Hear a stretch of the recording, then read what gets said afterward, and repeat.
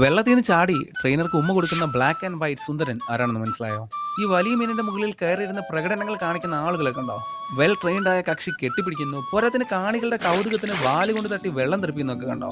ഇതാണ് കില്ലർ വെയിൽ അഥവാ ഓർക്ക. പേരിൽ വെയിൽ അഥവാ തിമിംഗലം ഉണ്ടെങ്കിലും സത്യത്തിൽ ഇവൻ തിമിംഗലമേ അല്ല. ഡോൾഫിൻ ഫാമിലിയിലെ ഏറ്റവും വലിയ സൈസുള്ള കക്ഷിയാണ്. പിന്നെ എന്തിനാ ഇവനെ കില്ലർ വെയിൽ എന്ന് വിളിക്കുന്നത്? പണ്ട് കാലത്ത് നാവികർ കടലിലൂടെ പോകുമ്പോൾ ഇവന്മാർ സംഘം ചേർന്ന് വലിയ തിമിംഗലങ്ങളെ വേട്ടയാടുന്നത് കണ്ടോ? അങ്ങനെ അവർ ഇവരെ വെയിൽ കില്ലേഴ്സ് എന്ന് വിളിച്ചു. കാലം കഴിഞ്ഞപ്പോൾ ആ പേര് തലതിരിഞ്ഞ് കില്ലർ വെയിൽ എന്നായി മാറി. വെറുതെ ഒരു പേരുദോഷം. ഇവർ മനുഷ്യരെ കൊല്ലുമോ? കടലിൽ സ്വതന്ത്രമായി നടക്കുന്ന ഓർക്കകൾ ഇന്നേ വരെ ഒരു മനുഷ്യനെ കൊന്നിട്ടില്ല. പക്ഷെ കടലിലെ രാജാക്കന്മാരായ ഇവരെ ചെറിയ ടാങ്കുകളിൽ അടച്ചിട്ട് സർക്കസ് കളിപ്പിച്ചാൽ ഒരു പക്ഷേ പ്രശ്നമായേക്കാം. പേര് അബദ്ധത്തിൽ വീണതാണെങ്കിലും കടലിലെ ശരിക്കുമുള്ള മാഫിയ ഡോൺ ഇവന്മാരാണ്.